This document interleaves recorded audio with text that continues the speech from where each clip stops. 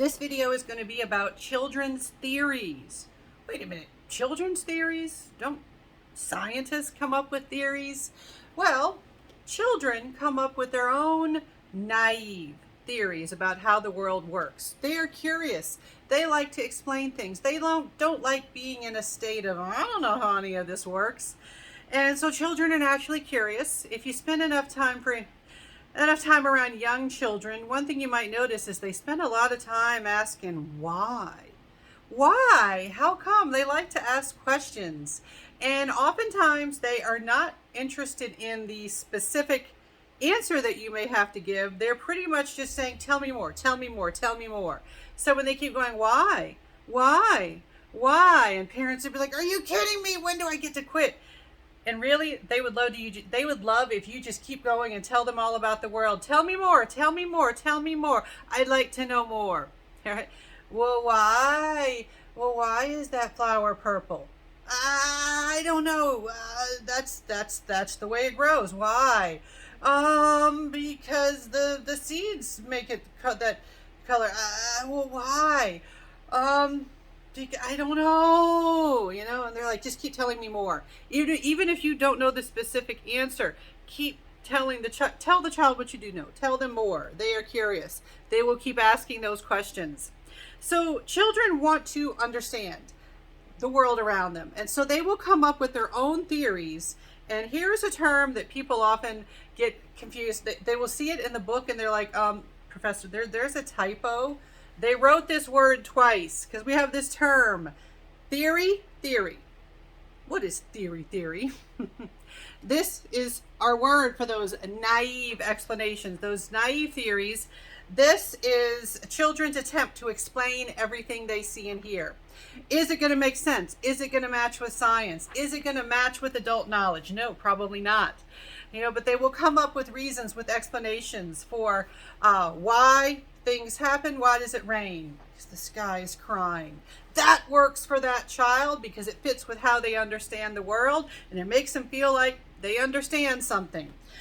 So they develop theories over time. All right, between the ages of about 4 and 11, they have a lot of slow, gradual advancement in how they understand the world around them. Lots of curiosity. And so they will learn by watching other people. They will learn through their imitation skills and also through asking questions, getting information by asking questions. So they may come up with some ideas like, so why is the cat doing that?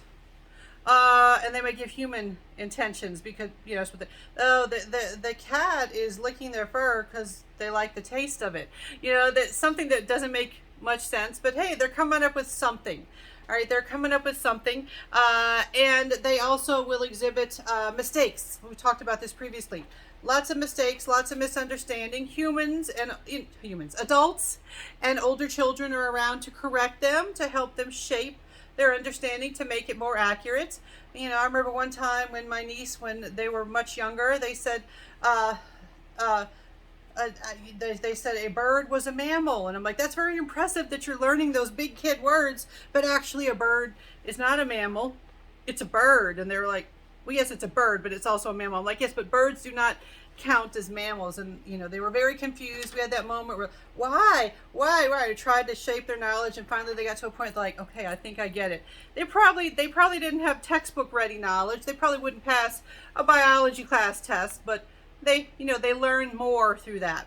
Now, another type of theory that develops, and you start to see evidence for it in early childhood, is theory of mind.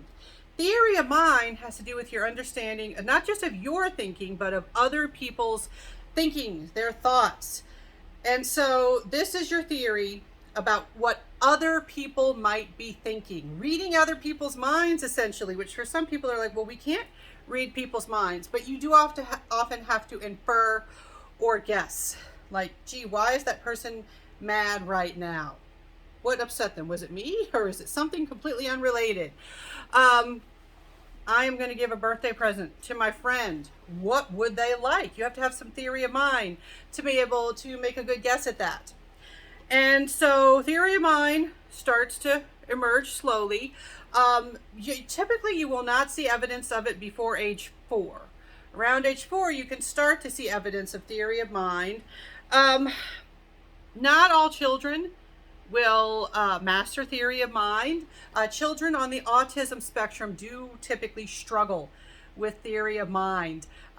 They have a lot of difficulty trying to figure out what other people are feeling or thinking. But for your neurotypical individuals, definitely age 4 is that time you can see theory of mind. Another thing about theory of mind is that it's related to lying. To be able to lie effectively, you have to be able to figure out what's going to work, what lie is going to be believable. You have to understand other people's thinking to be able to do that. Really little kids, younger than age 4, they're horrible liars. Sometimes 4-year-olds are still horrible liars too. But, sadly, to many adults' chagrin, they can start to get better at it as they develop theory of mind. This is also a reason that many people on the autism spectrum are bad liars. And sometimes people will say they can't lie. The comedian Amy Schumer, at the time of this recording, she is married to someone who has autism spectrum disorder. And she did some jokes in her routine about the fact he literally can't lie. So she will try to lie to friends about like why she didn't go to their dinner party or something. And he's like, oh no, you remember, like he can't do the lying thing. Also, my son has autism, and there have been many times where he tried the lying and it didn't work. And he's like, well, how come that didn't work? How come that didn't convince them? The most notorious was one time, for some reason, inexplicably, he was at my mom's house, and we can't figure out whatever motivated him to do it, but he peed in the litter box, the cat litter box at my mom's house. But to this day, he still claims he did not do it. And we're like, you obviously did that. The puddle was way too big. It was not cat sized. It was human sized. And so we're like, son, so can you explain why you did this? I didn't. Well, where did it come from? Well, I think my grandma did that. I think my grandma, we're like, you think your grandma came over here and squatted and did that? He's like, yeah.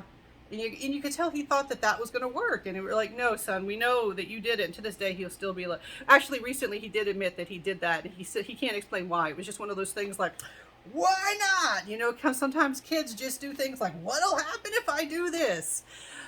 So yeah, he's a bad liar. All right. The other kids, the kids that are not on the autism spectrum, they sadly do get better skills at lying. They can fool you from time to time. All right. So theory of mind, to exhibit theory of mind, you have to exhibit understanding of what other people are thinking, what other people are feeling, and usually you're going to see that emerge around age 4.